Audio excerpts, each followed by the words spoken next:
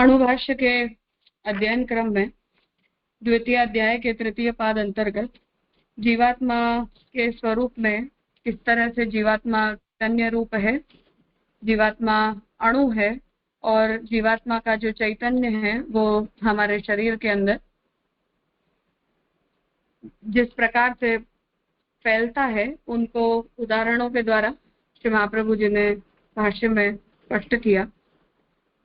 तो 28वें सूत्र तक उस अधिकरण को संपन्न करके फिर 29वें सूत्र से तत्त्वमसि इस वाक्य के अंदर जीवात्मा और ब्रह्म की एकता का जो वर्णन किया गया है और उस एकता को जिस प्रकार से श्री शंकराचार्य जी ने जीवो ब्रह्मैव न अपरः इस सूत्र के द्वारा स्वीकार किया है और जीवात्मा की व्यापकता को बताया है, उन विषयों को लेकर श्री महाप्रभु जी ने 29वें सूत्र से भाष्य में इस विषय को उठाया, जहां 29वें सूत्र के भाष्य के अंतर्गत हमने महाप्रभु जी ने इतना वर्णन किया कि किस प्रकार से शंकराचार्य जी ने तत्त्वमसि इस वाक्य को मिसइंटरप्रेट किया है, अर्थात कि उसका तात्पर्य जो है वो किस तरह से बदला गया है।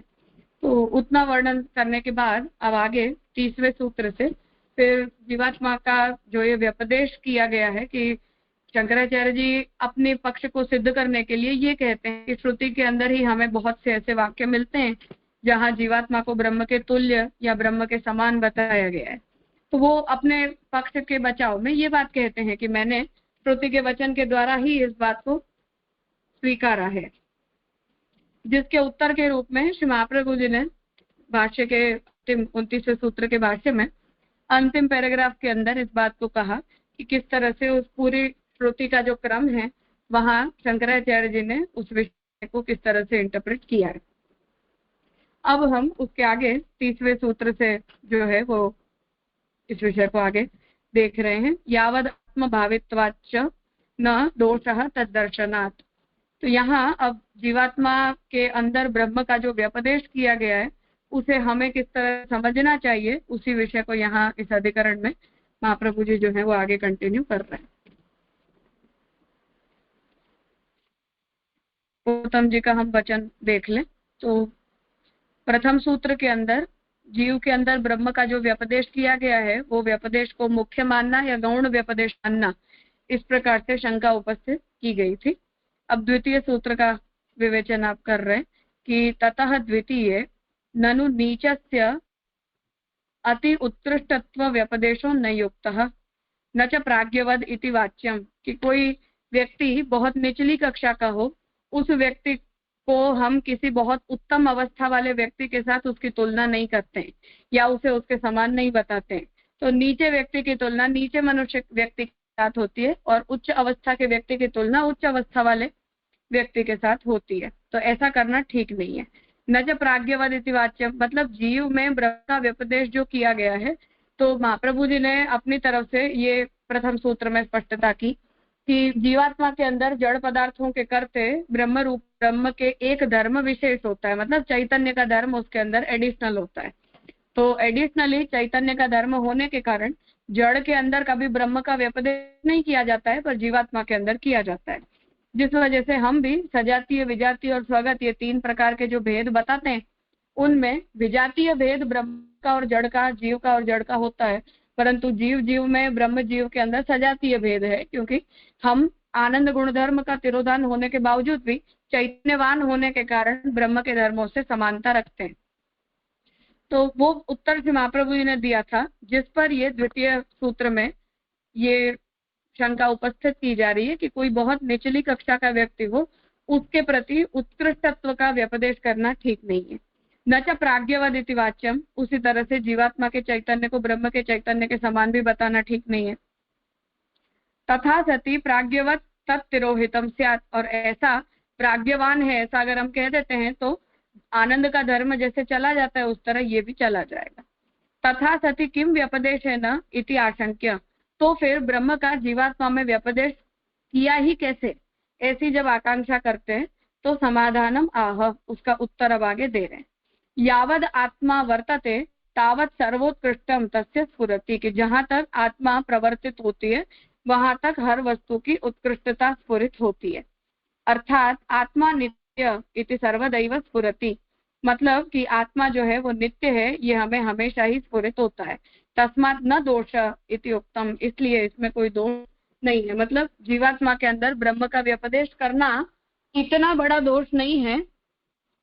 ये बात श्री महाप्रभु जी अब आगे 20वें सूत्र से समझा रहे हैं। यावद आत्मभावित्वात् च न दोषः तद दर्शनात्, कि जहां तक हम वहां आत्मभाव करते हैं वहां तक दोष नहीं है, पर ऐसा नहीं है, दोष वहां दिखाई देते हैं, ऐसे सूत्र का अर्थ है।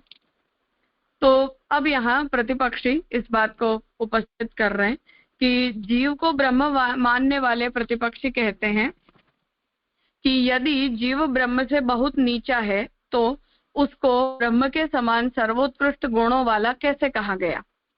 तो हम ये पक्ष को कह रहे हैं कि जीवात्मा तो अणु है, जीवात्मा के अंदर आनंद गुण धर्म तिरोहित है, इसलिए जीवात्मा परिच्छिन्न है। तो जब जीवात्मा परिच्छिन्न है और ब्रह्म अपरिच्छिन्न है और स्वभावतः दुष्ट, इस प्रकार से भी जीवात्मा के स्वरूप को बोलते हैं कि उसे तो अविद्या लगी हुई है वगैरह वगैरह। तो पूर्व पक्षी उस बात को कह रहा है कि जीव अगर ब्रह्म से बहुत नीचा है अवस्था में, शक्ति में, सामर्थ्य में, स्वरूप में, तो फिर ब्रह्म के समान उत्कृष्ट गुणों वाला जीवात्मा को क्यों कहा जाता है। प्रामाणिक लोग कभी ऐसा नहीं कह सकते। तो पूर्व पक्षी ही इस बात को कह रहा है कि जो व्यक्ति शास्त्र को समझता है वो तो ब्रह्म की तुलना, ऐसा अगर जीवात्मा का यही स्वरूप है तो जीव के ब्रह्म की तुलना नहीं कर सकते। ये कहें कि ब्रह्म के आनंदांश के प्रकट होने से जीव में वे महानतम गुण आते हैं, तो प्राज्ञ की तरह वे फिर तिरोहित भी हो जाते होंगे। फिर उनके वर्णन करने का क्या महत्व है, उसका उल्लेख ही व्यर्थ और अयुक्त है। अब जैसा कि हम कहते हैं कि मुक्ति की अवस्था में जीवात्मा के अंदर ब्रह्म का आनंदांश जो तिरोहित है वो प्रकट हो जाता है। ब्रह्म अपनी इच्छा से उसे आनंद की मात्रा प्रदान करते हैं। तो पूर्व पक्षी कहता है कि अगर हम ऐसा कह के जीवात्मा के उत्तम गुणों को सिद्ध करने की कोशिश कर रहे हैं तब भी वो ठीक नहीं है। तो कह रहे हैं कि ऐसी भी स्थिति में प्राज्ञ की तरह, मतलब जीवात्मा में पहले भी तो विचरित होते समय भी तो आनंद था, फिर वो तिरोहित हो जाता है। तो जो कोई भी धर्म हमारा स्वाभाविक धर्म नहीं है वो हमारे अंदर रहेगा और चला जाएगा। तो जब कोई वस्तु हमें किसी और से मिल रही है और आ रही है और चली जा रही है तो उसकी उत्तमता क्यों बताई जाए। तो कह रहे हैं कि उसका उल्लेख ही व्यर्थ और अयुक्त है। तो ऐसा जीवात्मा के बारे में कहना ही नहीं चाहिए। अत्यंत छोटे इसके उत्तर में सूत्रकार कहते हैं। तो अब महाप्रभु जी इस बात का जवाब दे रहे हैं कि यावद आत्मभावित्वात्, जो शुरुआत में सूत्र का पोर्शन है वहां, अर्थात मोक्ष के बाद आत्मा नित्य और सदा आनंदांश प्रकट रहने से वैसे गुणों वाला रहता है, उसका स्वरूप माया से अनावृत रहता है, इसलिए उसके ऐश्वर्य को उन महानतम गुणों से बतलाया गया है।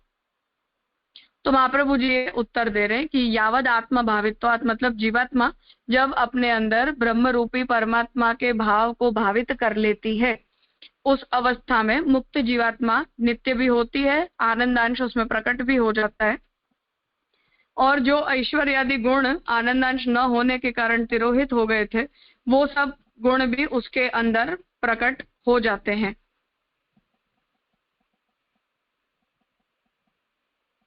इसलिए जो जीवात्मा है उस जीवात्मा के अंदर वो सब धर्म दिखाई देने लग जाते हैं और जीवात्मा के ऊपर तब अविद्या माया किसी का आवरण भी नहीं होता है, इसलिए वो जीवात्मा ब्रह्म के समान भी दिखती है। भले आगंतुक धर्म है पर दिखती है। तब उस अवस्था में जीवात्मा को ब्रह्मतुल्य श्रुतियों में कहा जाता है। प्राज्ञ का आनंद तो प्रकट होता है जो कि सीमित है, किंतु मुक्त जीव का आनंद निरंतर प्रकट रहता है, इसलिए इसके विषय में लुप्त होने की भी संभावना नहीं है। तो जो जीवात्मा है अंतर्यामी है, उस अंतर्यामी के अंदर तो आनंद जो है वो सीमित मात्रा में होता है क्योंकि वो आनंद के अंश के रूप में प्रकट होता है, परंतु जो भगवान जो जीवात्मा है उस जीवात्मा के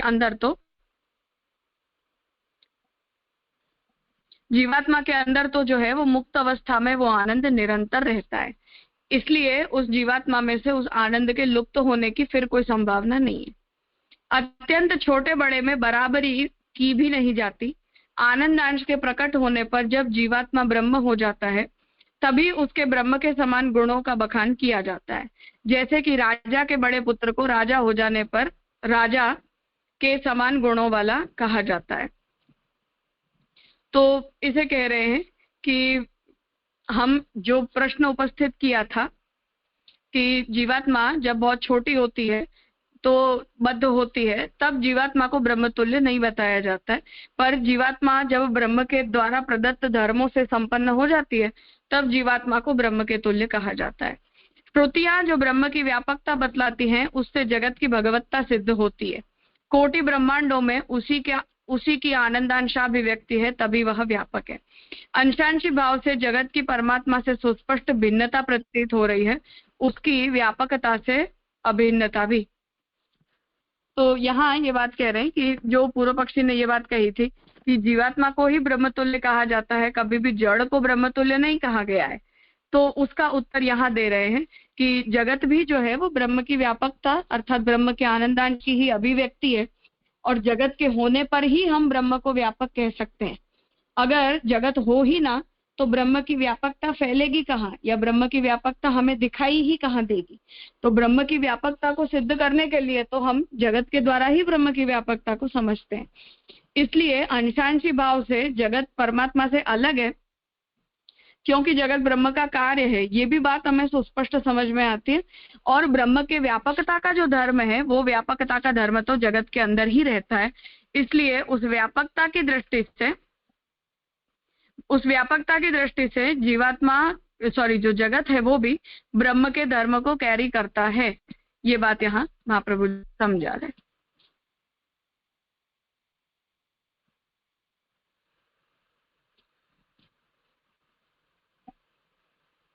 कुछ पूछना है?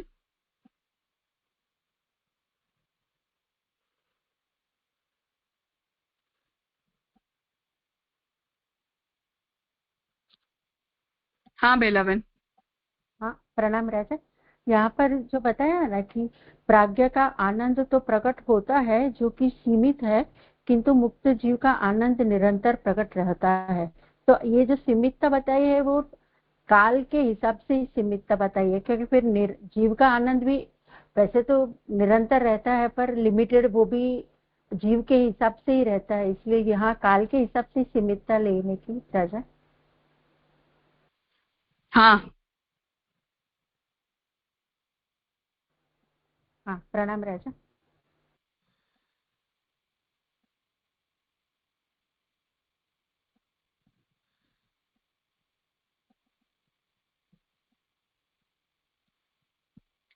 हाँ जय श्रीवन। हाँ राजा दंडवत प्रणाम। वो बेलाबेन का प्रश्न ही वही था मेरा, पर आपने प्राज्ञ का अंतर्यामी बताया ना कि अंतर्यामी का आनंद तो प्रकट होता है, ऐसा बताया ना? हाँ प्रकट होता है पर परिच्छिन्न रूप से प्रकट होता है। हाँ वो तो बराबर है, पर यहाँ जो मुक्त जीव का निरंतर बताया तो सीमित, वो अंतर्यामी का भी आनंद प्रकट सीमित मात्रा में होता है, वो भी निरंतर तो रहता ही है ना, ऐसा मेरा। वो निरंतर और सीमित के डिफरेंस में कैसे समझना? वहां जैसे महाप्रभु जी ने सर्वनिर्णय में वो बात कही है ना कि जीवात्मा के साथ निरंतर रहने के कारण अंतर्यामी के अंदर भी अपने धर्मों का उपयोग करने की शक्ति नहीं रह जाती है। इसलिए जब उसका जीवात्मा जब अंतर्यामी की उपासना करके उसे जागृत करता है, तब फिर जो भगवान ने रोल गीता जी में उपद्रष्टा, अनुमंता, कर्ता, मुक्ता, महेश्वर आदि के बताए हैं, वो सभी धर्म उसमें जागृत होते हैं, अन्यथा वो केवल हमारे अंदर रहता है। तो ऐसी जो आनंद रूपता में जो हानि अंतर्यामी के ऊपर आती है, उस दृष्टि से ये बात कही जाती है। ऐसा मुक्त जीवात्मा के साथ नहीं होता है। हाँ राजा क्लियर हो गया। दंडवत प्रणाम।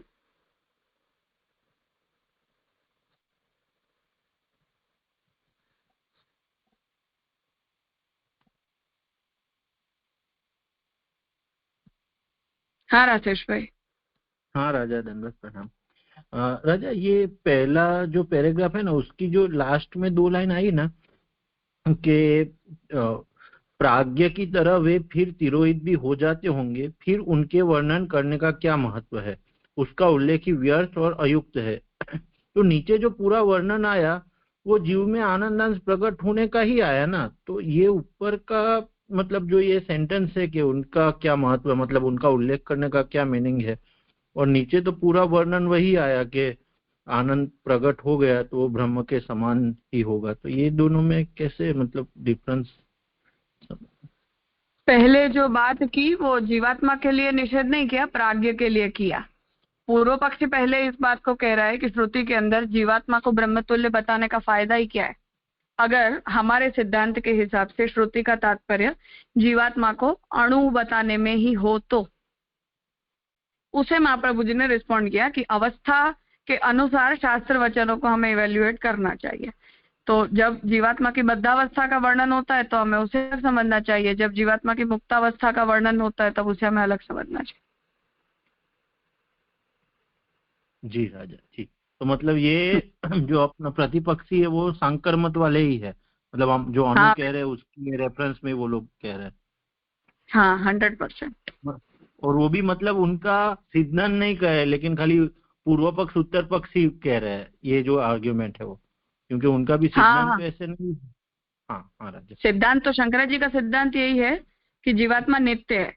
इसलिए जब हमने उन्हें उनके साथ आर्ग्यू करके और ये कहा कि नहीं नहीं जीवात्मा तो अणु ही होती है, तो वो इस बात को कह रहे हैं कि फिर आप अपनी तरफ से श्रुति के वचनों को, मतलब महाप्रभु जी अपनी तरफ से जीवात्मा में जहां जहां ब्रह्म का व्यपदेश किया जाता है उन श्रुति वचनों को महाप्रभु जी कैसे समझाएंगे, ये जो सवाल है वो यहाँ उपस्थित किया जा रहा है।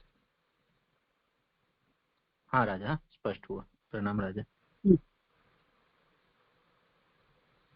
इसलिए महाप्रभु जी ने ये कहा कि जो मुक्त जीवात्माओं के विषय में जो श्रुति में ब्रह्म व्यपदेश किया है उसे आपने ओवरऑल जीवात्मा के स्वरूप को लेकर सिद्धांत मान लिया है। और जीव व्यापक नहीं होता है, हम भी नहीं कहते हैं, पर जीवात्मा में व्यापकता का स्वाभाविक धर्म नहीं होता है, वो ब्रह्म के आनंदांश से आगंतुक धर्म की तरह जीवात्मा में आता है। कब आता है? तो या मुक्त जीवात्मा में आता है, या कोई सिद्धि प्राप्त होती है तब आता है, या जो सार्ष्टी आदि मुक्तियां भक्तों को प्रदान की जाती हैं तब आत्मा में वो धर्म डेफिनेटली आता है। और उसी अवस्था में श्रुतियां जीवात्मा के इस स्वरूप का वर्णन करती हैं, ये महाप्रभु जी कहना चाह रहे। हाँ हाँ राजा, एकदम स्पष्ट हो। राजा एक दूसरा प्रश्न था जो लास्ट में है, अंशांति भाव से जगत की परमात्मा से सुस्पष्ट भिन्नता प्रतीत हो रही। तो यहाँ जगत मतलब जीव कोटि ही समझे ना, मतलब सब जीव की राशि ऐसा ही समझे ना? नहीं नहीं, जगत से मतलब जगत से ही है। जगत से ही है। तो हाँ। फिर जगत को हम जनरली मतलब बहुत पहले जैसे बात, मतलब एक प्रश्न मुझे याद नहीं है, लेकिन जगत को हम कार्य कहते हैं ना, अंश अंशी, ऐसा जगत के लिए जनरली हम शब्द यूज नहीं करते हैं ना, इसलिए मेरे को प्रश्न हुआ। यहाँ कह रहे हैं, पिछले सूत्र में पूर्व पक्षी ने ये कहा था कि अगर ब्रह्म ही सब कुछ बनते हैं, अभिन्न निमित्तोपादान कारण है, तब फिर जगत के विषय में आप इस सिद्धांत को क्यों नहीं कहते हो? तो महाप्रभु जी ने इस बात को यहाँ स्पष्ट किया कि जीव और ब्रह्म के बीच में जो संबंध है वो अलग प्रकार का है, और जगत और ब्रह्म के बीच का जो संबंध है वो अलग प्रकार का है। परंतु ऐतदात्म्यमिदं सर्वम स आत्मा तत्वमसि श्वेत केतु, ये पूरा श्रुति वचन है। शंकराचार्य जी ने भक्त्याग लक्षणा से तत्वमसि को अलग कर दिया है और ऐतदात्म्यमिदं सर्वम को उन्होंने छोड़ दिया है। इसलिए महाप्रभु जी इस बात को यहाँ कह रहे हैं कि ऐतदात्म्यमिदं सर्वम स आत्मा तत्वमसि श्वेत केतु, ये जो पूरा वचन है वहां भी जगत के अंदर भी ब्रह्म की व्यापकता के धर्म को श्रुति बता ही रही है, जिसे शंकराचार्य जी नहीं मानते हैं। इसलिए स आत्मा तत्वमसि श्वेत केतु, ये भी जो उसके एक्सटेंशन में बात आ रही है, वो जगत और जीव दोनों के अंदर ब्रह्म अनुस्यूत है, उस बात को समझाने के लिए वो पूरा वचन आ रहा है, क्योंकि वो ब्रह्म प्रकरण है। जी राजा, मतलब ब्रह्म के प्रकरण में जीव का भी आ गया और जगत का भी आ गया, मतलब वो पूरे वाक्य को हम ले तो। हाँ, तो उस ब्रह्म प्रकरण के अंतर्गत श्रुति जो है वो जीव और जगत दोनों के साथ के ब्रह्म के संबंध को बताना चाह रही है।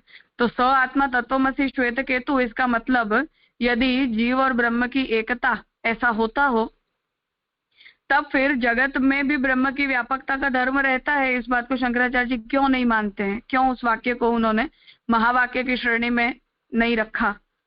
तो ये सवाल महाप्रभु जी ने वहां भी उपस्थित किया है अपने चित्त प्रकरण में। तो वही बात यहाँ महाप्रभु जी कह रहे हैं कि तत्वमसी से मतलब यदि जीव और ब्रह्म का एकत्व होता है, तब फिर जगत और ब्रह्म में भी व्यापकता, ब्रह्म का व्यापकता का धर्म जगत कार्य होने के बावजूद भी जगत में विद्यमान है, ये बात आपको पूरे श्रुति वचन के आधार पर माननी पड़ेगी। और अगर जगत और ब्रह्म के बीच में भेद हो सकता है, तब जीव और ब्रह्म के बीच में भी तत्वमसी श्वेत केतु कहने के बाद भी भेद हो ही सकता है, ये कहना चाह रहे हैं। जी जी राजा, स्पष्ट हो। मतलब राजा कंटिन्यूस व्यापक मतलब आनंदांश ही समझे ना, मतलब जो आनंद, हाँ, मतलब जगत जो है वो ब्रह्म की व्यापकता की अभिव्यक्ति है। ब्रह्म अपने व्यापक मतलब अपने आनंद धर्म को ही विस्तृत करके और जगत को प्रकट करता है। जी जी राजा, एकदम स्पष्ट हो। और राजा लास्ट क्योंकि उसकी व्यापकता से जितनी भी शक्तियां रहती हैं, चाहे हम सत चित और आनंद तीनों को अलग अलग कर देते हैं, पर वस्तुतः आनंदो ब्रह्मैव वेदानात्, इस श्रुति के हिसाब से आनंद धर्म ये ब्रह्म का प्राइमोडियल धर्म है। फिर जब जगत को भगवान प्रकट करना चाहते हैं, तब अपने आनंद को ही सत चित और आनंद इन तीन धर्मों के रूप में वो विभक्त कर देते हैं, इंटरनल डिविजन करते हैं। इसलिए आनंदाकार होना ये ब्रह्म का मुख्य धर्म है। तो जितनी भी शक्तियां ब्रह्म की हैं, अनंत विध शक्तियां, वो सब अनंत विध शक्तियां ब्रह्म के आनंद धर्म में ही रहती हैं। इसलिए जब जगत को प्रकट करने की इच्छा करके और अपने अंदर से नाम रूप कर्मों का विस्तार भगवान करते हैं, तो वो आनंद की ही आनंद में रही हुई अनंतता की ही ब्रह्म अभिव्यक्त करते हैं जगत के द्वारा। तो वो बात महाप्रभु जी कह रहे हैं कि तब ऐतदात्म्यम इदम सर्वम, ये श्रुति वचन भी ब्रह्म की ब्रह्मात्मकता को ही जगत में बताना चाह रहा है। और स आत्मा तत्वमसि श्वेत केतु ऐसा कह के भी ब्रह्म ही अपने धर्म से जगत जीवात्माओं के भी रूप में प्रकट हुआ है। जगत के रूपों को भी ब्रह्म ने धारण किया है, और जीवात्मा भी अणुस्वरूप है, इसलिए जीवात्मा में भी कोई ना कोई रूप तो है। तो वो भी नाम रूप कर्म की वैरायटी का पार्ट है। उसी बात को श्रुति कहना चाह रही है।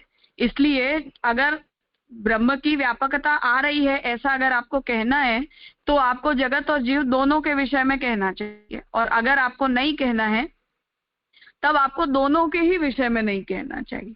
सिलेक्टिव वो नहीं चलता है कि जगत की ब्रह्मात्मकता को आप स्वीकार तैयार नहीं हो, या जगत में ब्रह्म की व्यापकता का धर्म रहता है, इस बात को आप एक्सेप्ट करने तैयार नहीं हो, पर स आत्मा तत्वमसि श्वेत केतु वचन पकड़कर और आप जीव और ब्रह्म को एक बताने के लिए तुरंत तैयार हो जाते हो।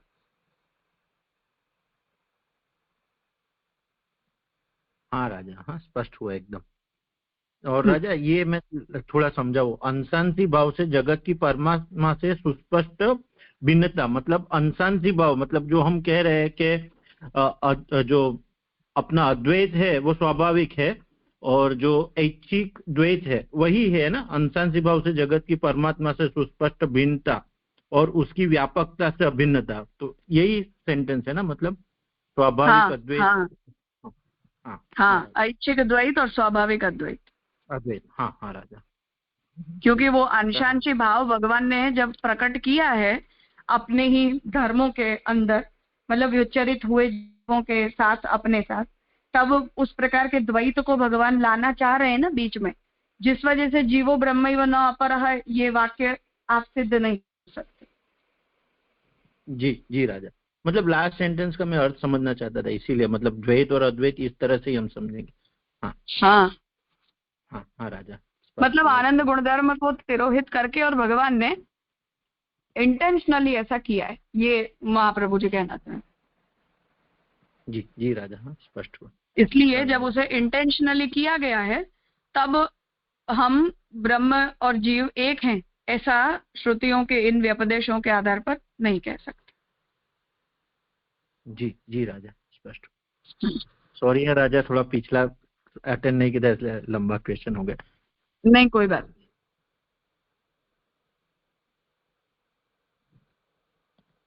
प्रणाम राजा, कहिए मुझे थोड़ा हाँ बोलो बोलो बोलो। हाँ हाँ हाँ ये जो प्राज्ञ का आनंद तो प्रकट होता है, तो मुझे मेरी समझ ऐसी थी कि जब जीव विचरित होता है तो वो शुद्ध चैतन्य रूप होता है, माने उसमें आनंद, अभी अंतर्यामी रूप जो आनंद है वो तो अभी उसमें ही नहीं आया है, वो शुद्ध चित्त रूपी ही है।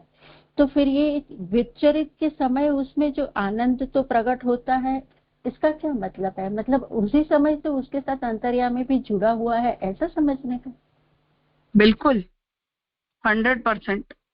जैसे ही चैतन्य भगवान के चित्त में से अनंत जीवात्माएं विचरित होती हैं, ऐसे तुरंत भगवान के आनंद में से भी अनंतविद अंतर्यामी विचरित हो ही जाते हैं।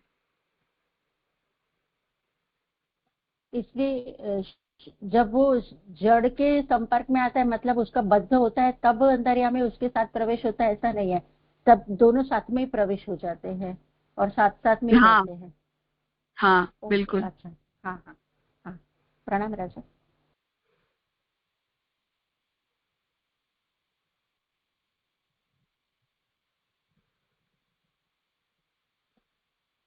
हाँ, धन्यवाद, प्रणाम राजा। ये हाँ ये मतलब जैसा आपने बताया ना अभी कि वो कंसेप्ट समझ नहीं आया। मैंने अंतर्यामी के गुणों का भी एक तरह से जीवात्मा के साथ रहने से तिरोधान, और फिर बाद में वो आपने बताया ना एक वो कर्ता भोक्ता महेश्वर, वो मतलब क्या कंसेप्ट है, समझ नहीं पड़ी बात। वो शास्त्र प्रकरण के चित्त प्रकरण में, सॉरी, सर्वनिर्णय के प्रमेय प्रकरण में महाप्रभु जी ने अंतर्यामी के स्वरूप का जो निरूपण किया है ना, वहां विस्तार से इस बात को कहा है कि अंतर्यामी जो है वो किस तरह से अपनी सब शक्तियों को भूल जाता है जीवात्मा के साथ इतना गाढ़ संबंध होने के कारण। तो वो जैसे दुस्संग हमें लगता है, उस तरह से अंतर्यामी को भी लगता है। तो अंतर्यामी अपनी शक्तियों को यूज करने लायक नहीं रह जाता है। श्रुति के अंदर अंतर्यामी के उपासन की एक प्रक्रिया बताई गई है। तो जब अंतर्यामी की उपासना की जाती है, तब वो कर्ता भोक्ता उपद्रष्टा अनुमंता कर्ता भोक्ता महेश्वर, ये जो 5 धर्म है, उन 5 धर्मों को प्रकट कर पाता है। अन्यथा वो सब धर्म उसमें डीएक्टिवेटेड हो जाते हैं।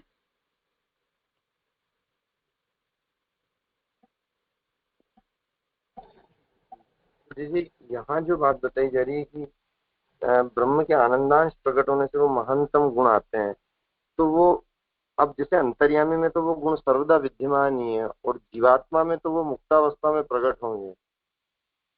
कैसे इसको समझे, मतलब ये जो बातें बताई जा रही है? तो महाप्रभु जी वही कह रहे हैं। पूर्व पक्षी ये कहा कि वो तो एक अगर होंगे तो भी जा सकते हैं। तो महाप्रभु जी ने कहा कि अंतर्यामी में तो जीवात्मा के संग के कारण ज्यादा ऐसा हो जाता है, परंतु मुक्त जो जीव होते हैं, उन मुक्त जीवों के साथ ऐसा फिर कभी नहीं होता है, ये कहना चाह रहे हैं।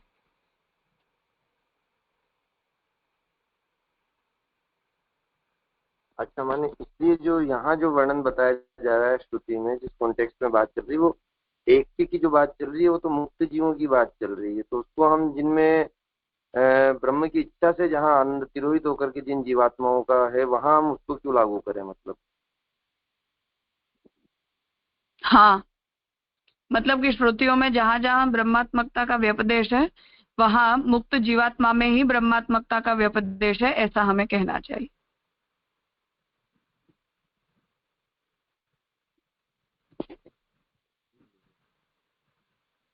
मैं एक बार जो आपने जहाँ बताया ना, एक बार रेफर करता हूँ अंतर्यामी के गुण, फिर कुछ रहेगा तो आपको निवेदन करता हाँ, देख लीजिएगा, सर्वनिर्णय में है।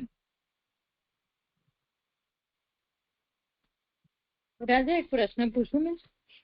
हाँ, वो लास्ट लाइन है ना, अंशांशी भाव से, तो वहां मैं ऐसा समझी कि जीव और परमात्मा का अंशांशी भाव से और जगत वो कार्य है उस भाव से सुस्पष्ट भिन्नता प्रतीत होती है।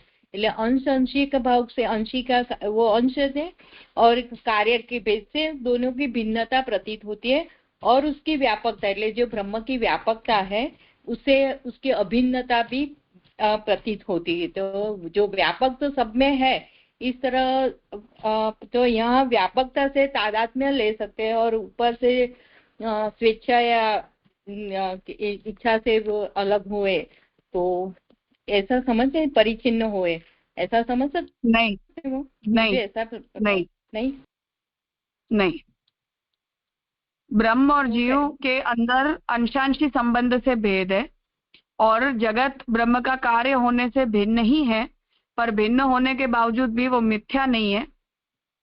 क्योंकि जीवात्मा जगत के अंदर ब्रह्म की व्यापकता रहती है, तो जितनी जड़ में रहती है उतनी ही जीव में भी रहती है, और जितनी जीव में रहती है उतनी ही जड़ में भी रहती है।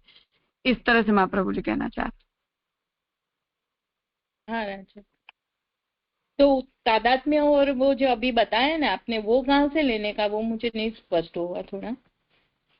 तादात्म्य और वो तो महाप्रभु जी तत्वमसी श्रुति के आधार पर ये पूरी चर्चा कर रहे हैं वहां से, राजा,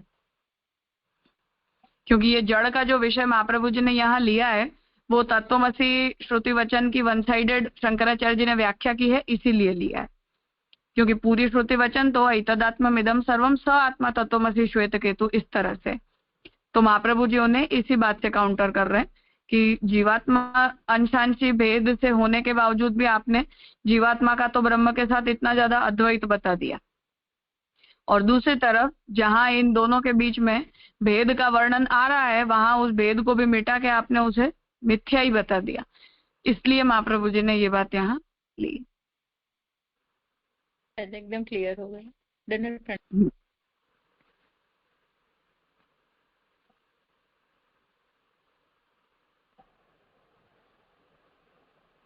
हाँ प्रीतिबेन। રાજા દંડવત પ્રણામ। એક हाँ થોડું વિષય અંતર છે, ખાલી અંતર્યામીની વાત ચાલી ને राजा, अंतर्यामी की बात चल रही है ना, इसलिए कि आप ये मेरी समझ में आपसे करना चाहती हूँ कि सही है कि गलत है कि अंतर्यामी जो हमारे बॉडी का जो फंक्शन है उसमें अंतर्यामी तो जैसे साक्षीवत है, लेकिन ऐसा मैंने कहीं पढ़ा है कि जैसे कुछ हमारी जो कामना होती है वो सबसे पहले अंतर्यामी को होती है, फिर अंतर्यामी वो मन को प्रेरणा करता है और फिर मन सब इंद्रिय को प्रेरणा करता है। तो ये बात सही है राजा?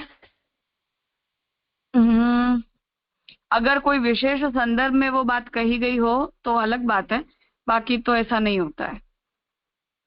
अच्छा, क्योंकि हाँ, अंतर्यामी आविद्यक नहीं है, मतलब अंतर्यामी के ऊपर कोई ऐसी सच अविद्या नहीं लगी है, तो अंतर्यामी को तो दुस्संग लगता है जीवात्मा का, ये बात महाप्रभु जी जरूर कहते हैं। पर इच्छाएं तो जो भी प्रकट हम करते हैं वो तो हमारी मन बुद्धि इंद्रिय चित्त अहंकार के कॉम्बिनेशन से होती है, उसमें अंतर्यामी को इच्छा नहीं होती है। हाँ हाँ, वही, क्योंकि जो यदि अंतर्यामी को इच्छा हो रही है तो वो उसका साक्षी रूप होना कैसे सिद्ध हो जाएगा? फिर वो तो ऐसे ही बैठा रहता है जब तक उसकी अपन उपासना नहीं करेंगे तब तक नहीं होती है ना राजा? हाँ नहीं होती है, पर फिर भी अगर आपने कहीं जो जहां भी पढ़ा है वहां का एक बार संदर्भ देख लेना कि ये बात किस संदर्भ में कही गई है, संदर्भ से स्पष्ट होगा। जी राजा। हाँ राजा, दंडवत प्रणाम राजा।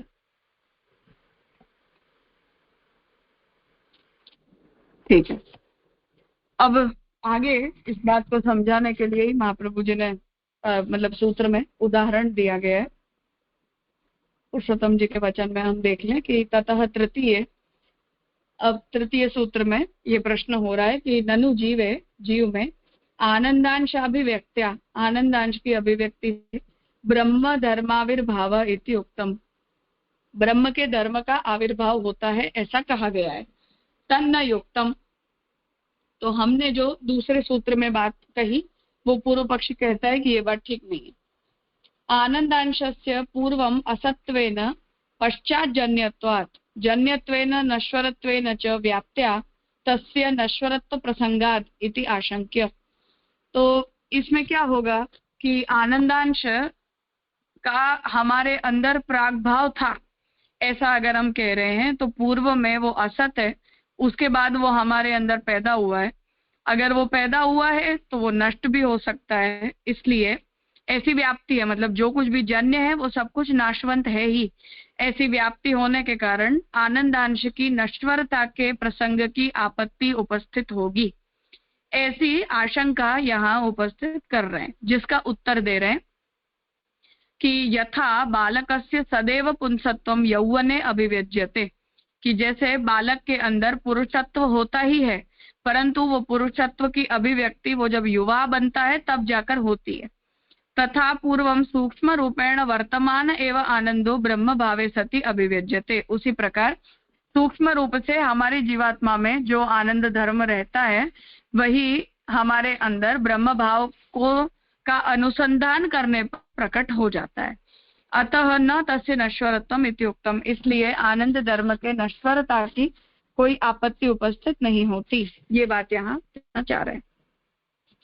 तो पुंस्त्वादि वत्वस्य, जैसे पौरुषत्व वगैरह हमारे अंदर होते हैं, ततो अभिव्यक्ति होगा, तो वो सब सत्य हैं, पर केवल उनकी अभिव्यक्ति अपने अपने समय पर होती है। जैसे कि बाल्यकाल में पुंस्त्व पुरुषत्व रूपा रहता है, यौवन में स्वतः प्रकाशित हो जाता है, हमारे अंगोपांगों का जो डेवलपमेंट है वो अपने टाइम से होता है। वैसे ही परमात्मा का आनंद अंश जीव में विद्यमान मुक्त दशा में प्रकाशित हो जाता है। तो उसी तरह जीवात्मा के अंदर भी ब्रह्म का आनंदांश का जो है वो अभाव नहीं है, केवल तिरोधान है। तो तिरोधान होने के कारण समय आने पर जीवात्मा में भगवान ही अपनी इच्छा से उसकी अभिव्यक्ति करवा देते हैं।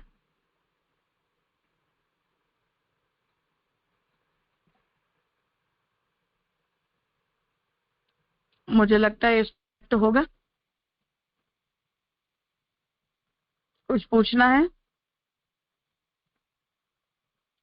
हाँ राजा, अभी जब ये मतलब ये ऐसी मुझे ऐसा प्रश्न हुआ कि जब आनंदांश की अभिव्यक्ति हो जाती है जीव में, तो वो जीव जो मुक्त कहलाता है, तो तब वो जो अंतर्यामी है उसकी क्या फिर होता है? अंतर्यामी का रहता है कि क्या होता है? फिर जीवात्मा के साथ ही होता है?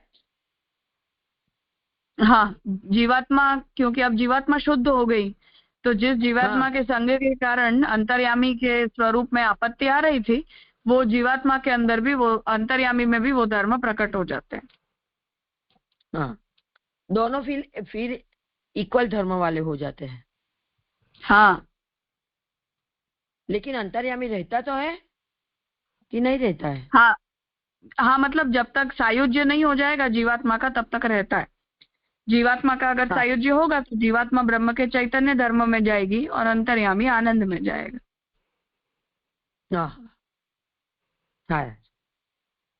मतलब दोनों का अपने अपने गुण के अनुसार अक्षर सायुज्य हो जाएगा ऐसा। और उस अवस्था में टेक्निकली अंतर्यामी और जीव अलग अलग नहीं रह जाते हैं। अगर योग और सांख्य मार्ग वाली स्वरूप स्थिति होती है तो अलग बात है, तब तो अंतर्यामी का अपने स्वरूप में तिरोधान होता है। पर अगर ज्ञान मार्ग की प्रक्रिया से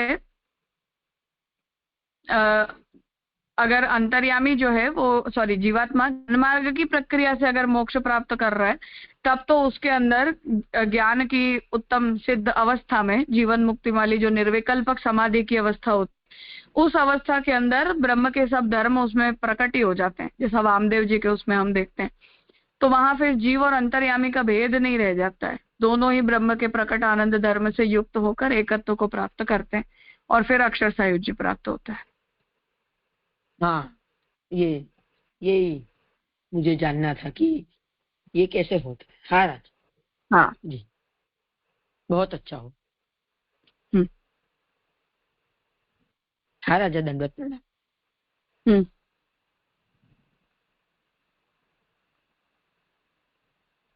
प्रणाम राजा। राजा, ये इसके लिए तो समझ में आया कि मुक्त जीव में ये उसका अंतर्यामी अलग हो जाएगा, या तो फिर वो मतलब सायुज्य होगा तो वो उसका पता चला। पर जो प्रवाही जीव है तो जो कभी सृष्टि में ही घूमते रहते हैं और लास्ट में जब वो अपने अपने कार्य में जब उनका लय हो जाता है, तब उनका अंतर्यामी फिर अलग हो जाता है, ऐसा समझने का कि वो जीव के साथ ही रहेगा? नहीं, अलग तो कभी हो ही नहीं सकता है ना। मतलब अगर फिर दूसरी बार जब सृष्टि हुई संपूर्ण, जैसे महाप्रलय हो गया, नित्य प्रलय, और सब कुछ पूरा संपूर्ण जगत अपने अपने कारण में लीन हो गया, तो फिर जब दूसरी बार सृष्टि होगी तो वो ही अंतर्यामी वो ही जीव के साथ प्रकट होगा, ऐसा समझने का? नहीं, ऐसा थोड़ी। फिर तो अगर वो प्राकृतिक लय हुआ है तब तो सब कुछ अपने मूल स्वरूप में चला गया, फिर तो वो नूतन सृष्टि हुई है। इसलिए उसमें जीवात्मा का भी कोई आइडेंटिफिकेशन नहीं रहता है, ऐसे अंतर्यामी का भी कुछ नहीं रहता है ना, क्योंकि वो भी तो आनंद धर्म में एकाकार को प्राप्त करेंगे।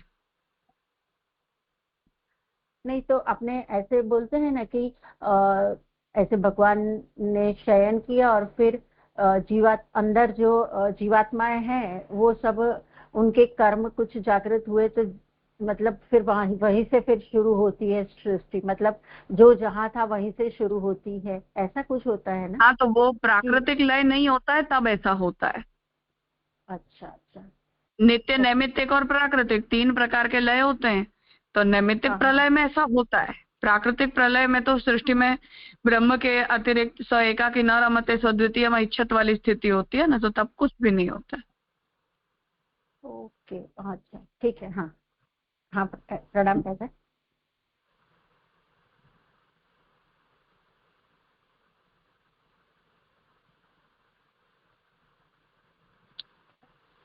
ठीक है, अब इस अधिकरण का अंतिम चौथा सूत्र है, ततः चतुर्थे ननु इदानीं चिदानंदांशौ एव प्रकटौ, कि अब इस स्थिति में सच्चित और आनंद सच्चित ये दोनों ही अंश प्रकट होते हैं। मोक्षे तु आनंदांशोऽपि प्रकटो भवति इति एवं अवस्था भेदेन विभागे को हेतुः इति आशंक्य, कि जीवात्मा में सामान्य अवस्था में सत और चित ये 2 अंश प्रकट होते हैं, मुक्ति की अवस्था में आनंदांश भी प्रकट हो जाता है। तो बद्ध और मुक्त ये 2 अवस्थाओं में भगवान के धर्म प्राकट्य के विषय में जो विभाग है उसका क्या प्रयोजन है, ऐसी आकांक्षा उपस्थित करते हैं। तत्र हेतु तब महाप्रभु जी इसका प्रयोजन बताते हैं। यदि इदानीम अपि आनंदः प्रकटः स्यात्, अगर हर अवस्था में जीवात्मा के अंदर आनंदांश प्रकट हो जाए तो सच्चिदंशवद इदानीमपि आनंद उपलभ्येत संसारश्च न स्यात्, तो फिर इस अवस्था में भी जीवात्मा को आनंद की उपलब्धि अगर रहेगी तो जीवात्मा को संसार प्राप्त होगा ही नहीं। यदि कदापि न स्यात् तदा मोक्षावस्था विरुध्येत, और अगर जीवात्मा कभी बद्ध होती ही नहीं है तो जीवात्मा की मुक्ति बताने का कोई मतलब ही नहीं है। नित्य निरतिशय सुखाभिव्यक्ते एवं मोक्षत्वात्, क्योंकि जब जीवात्मा के अंदर नित्य और निरतिशय सुख की अभिव्यक्ति होती है तभी जीवात्मा मुक्त कही जाती है।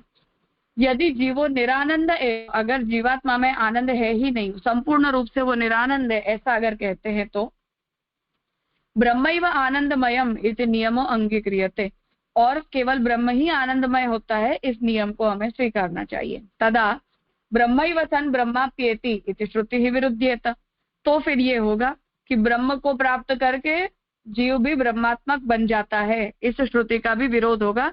अगर जीवात्मा में आनंदांश के प्रकट होने की कोई गुंजाइश छोड़ी ही नहीं जाएगी तो अतः प्रमाणादि अविरोध एवं अंगीकारे हेतु हुए इत्युक्तम। इसीलिए महाप्रभु जी कह रहे हैं कि मैं जो बात कह रहा हूँ कि जीवात्मा में आनंद तिरोहित होता है, फिर जीवात्मा में वो आनंद प्रकट किया जाता है, इसमें श्रुति वचनों के अविरोध को सिद्ध करना ही प्रयोजन है, जिससे किसी भी श्रुति वचन के साथ कोई भी प्रकार का विरोध न हो। अब उसे यहाँ समझा रहे हैं कि नित्योपलब्धि अनुपलब्धि प्रसंग अन्यतर नियमो वा अन्यथा, अगर आनंद की नित्य उपलब्धि है तो और आनंद की पूर्णतः अनुपलब्धि का प्रसंग है तो दोनों ही स्थितियों में अगर कोई भी एक पक्ष का हम स्वीकार कर लें तो श्रुति वचनों का अन्यथा अर्थ होगा। ये सूत्र का अर्थ है। जीव में आनंदांश रहता है ऐसा क्यों मानते हो? ये क्यों नहीं मानते कि संसार दशा में सच्चित प्रकट होता है, मोक्ष दशा में आनंदांश भी प्रकट हो जाता है? तो हम जब ये बात कह रहे हैं कि महाप्रभु जी ने पिछले सूत्र में ये कहा कि बीज रूप से गौण रूप से जीवात्मा में आनंद अंश कुछ मात्रा में होता ही है, बस वो पूरी तरह से मुक्ति की अवस्था में प्रकट हो जाता है। तो पूर्व पक्षी कह रहा है कि ऐसा क्यों मानते हो? ये क्यों नहीं मानते कि जीवात्मा के अंदर वो पूरी तरह से जो है वो प्रकट बाद में जाकर हो जाएगा? तो इस निवारण करते हैं कि ऐसा मानने से आनंद अंश की नित्य उपलब्धि होगी, कि अगर हम ये कह दें कि जीवात्मा में आनंद हमेशा रहता है तो भी समस्या होती है। तब तथा संसार तथा संसार अवस्था भी बनी रहेगी। और ऐसी स्थिति में जीवात्मा को संसार की प्राप्ति होने की कोई गुंजाइश नहीं है। यदा सदा उपलब्धि नहीं माने तो मोक्ष दशा में विरुद्ध हो जाएगा। और अगर हम ये कहते हैं कि जीवात्मा में आनंद कभी प्रकट ही नहीं होता है, तो जीवात्मा को मोक्ष दशा में भी आपत्ति होगी, क्योंकि जीवात्मा की मुक्ति मुक्ति कैसे कहलाएगी। इसलिए दूसरा नियम मानना होगा कि जीव आनंद रहित है और ब्रह्म आनंद रूप है। तो कोई अगर ये कहता है कि फिर हमें ये कहना चाहिए कि जीवात्मा निरानंद है, मतलब जीवात्मा में आनंद का अत्यंता भाव है, उस अर्थ में निरानंद कहा जा रहा है।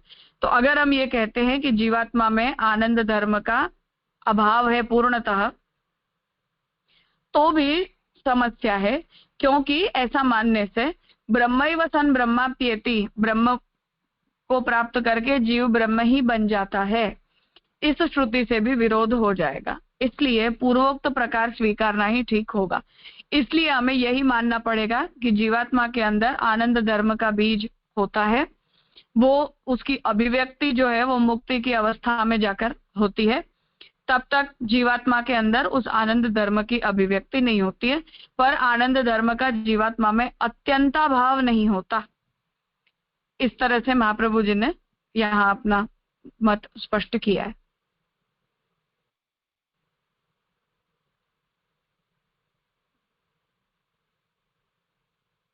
प्रणाम राजा। राजा, ये वाला वाक्य समझ में नहीं आया, इसका निवारण करते हैं कि ऐसा मानने से आनंद अंश की नित्य उपलब्धि होगी तथा संसार अवस्था भी बनी रहेगी।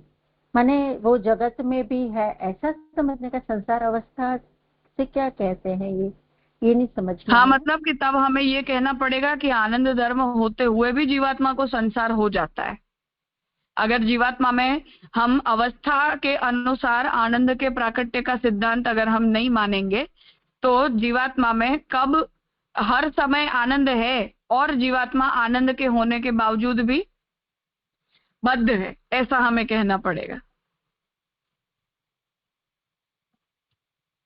हाँ जी राजा। और राजा, मुझे ये समझ में नहीं आया कि ऐसे कह रहे हैं कि संसार, हम कहते हैं कि संसार में बदावस्था अविद्या के कारण होती है, तो फिर आनंद अंश प्रकट होगा, तो फिर ऐसा समझने का सिर्फ अविद्या जाएगी तो आनंद अंश प्रकट हो गया, ऐसा इस तरह से तो होता नहीं है ना।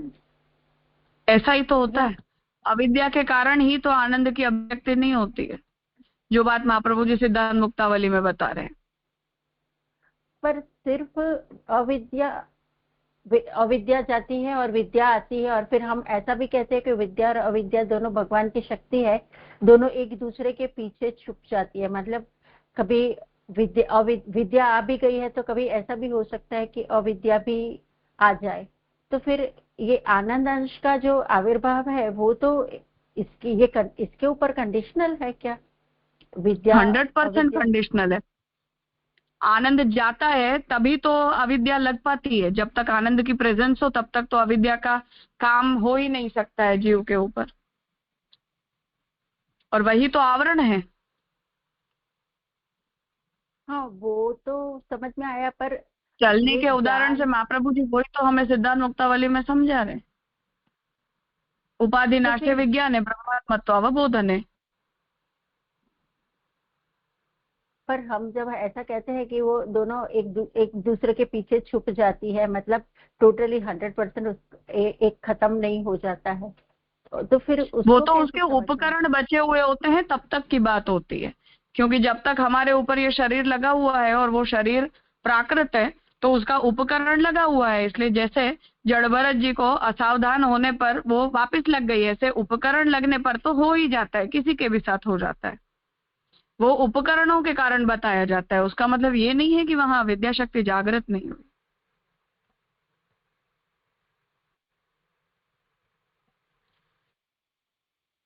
हाँ, तो फिर भगवान में आनंद का अंश कहे और ज्ञान का अंश कहे, जो ज्ञान भी हम स्वाभाविक ही कहते हैं भगवान के अंदर विराजमान है, तो फिर वो दोनों में कोई फर्क नहीं रहा, ऐसा समझने का? बहुत फर्क है, बहुत ज्यादा फर्क है। तो वो मुझे समझ में नहीं आया। मतलब आनंद को हम डिफाइन कैसे करते हैं? आनंद पता है आनंद आनंद हम बहुत करते हैं, पर उसको डिफाइन कैसे करते हैं वो मेरे को समझ में नहीं आया।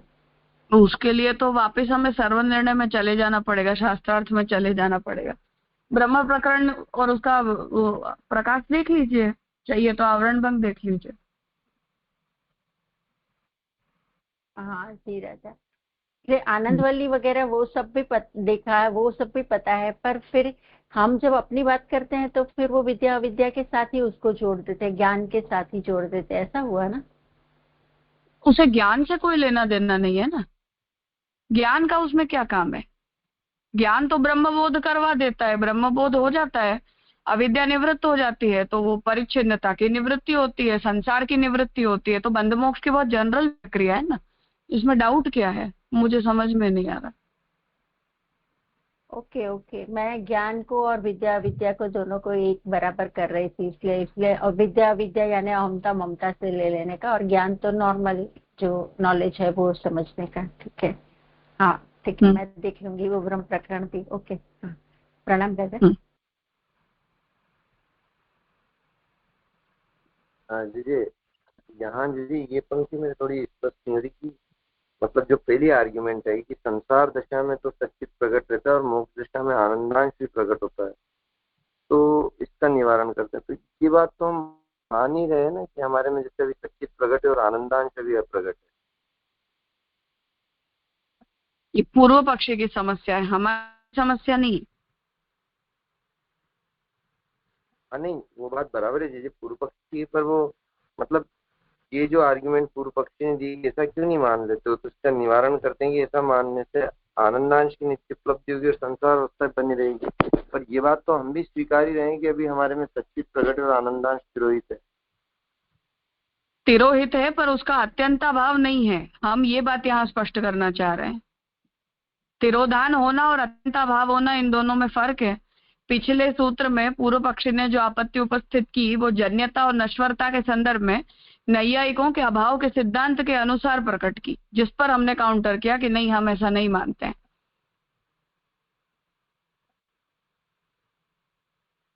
अच्छा अच्छा, क्लियर हो गया जी। ये माने यहाँ जो प्रकट है प्रकट है वो अत्यंत अभाव के संदर्भ में, पिछले सूत्र के संदर्भ में वो बात चल रही है।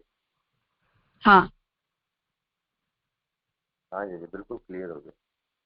तो यहाँ पे पूर्व पक्ष न्यायिक का आ गया है जो प्रागभाव अत्यंत अभाव वाला। नैयायिकों का नहीं आ गया, शंकराचार्य जी हैं, पर वो उनकी थियरी को लेकर और हमें काउंटर कर रहे हैं। अच्छा, प्रणाम।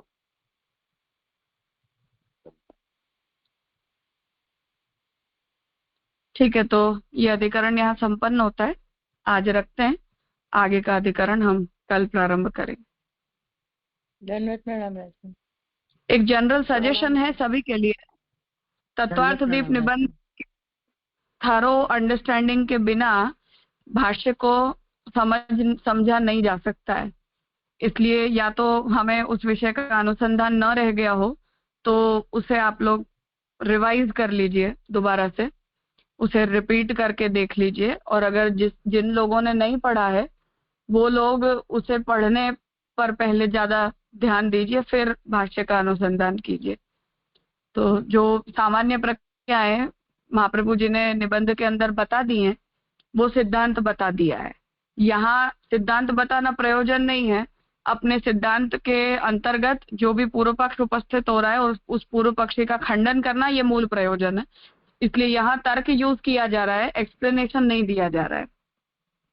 तो दोनों एक दूसरे के कॉम्प्लीमेंट्री हैं। तो प्रारंभिक हमें अपना सिद्धांत पता होना चाहिए, फिर किस तर्क से हमने पूर्व पक्षी की बात को काटा है वो हमें यहाँ से समझ में आएगा।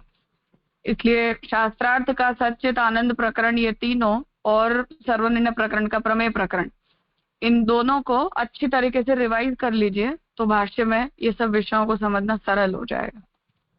अगर हम उसे भूल गए हैं तो उसे दोबारा देख लीजिए ताकि उस विषय को अनुसंधान हो जाए फिर से। हाँ हाँ, यहाँ राजा है, जरूर करेंगे। हाँ, प्रणाम राजा। जरूर। नहीं मतलब सॉरी कि वो कोई बात नहीं है, पर वो चीजें यहाँ डिस्कस करने की नहीं है, एक बात तो ये है। और दूसरा ये कि वो इसका आधार है, तो वहां अगर कोई भी कमी रहेगी तो यहाँ के कोई भी विषय समझ में नहीं आएगा। तो थोड़ा उस विषय को अगर हम भूल गए हैं तो उसे रिवाइज करना जरूरी है। दूसरा से उसका मूल पाठ देख लो या प्रकाश से एक बार और देख लो, परमत निराकरण प्रकरण भी देख लो। तो जिन्हें महाप्रभु जी ने ब्रीफली वहां क्लियर कर दिया है उसी का यहाँ विस्तार रहा है। नया सिद्धांत भाष्य के अंदर बहुत कम है, जनरल सब वही है जो निबंध में हम डिस्कस करके आ चुके हैं ऑलरेडी। तो थोड़ा उसे आप लोग रिवाइज कर लीजिए तो सरल हो जाएगा।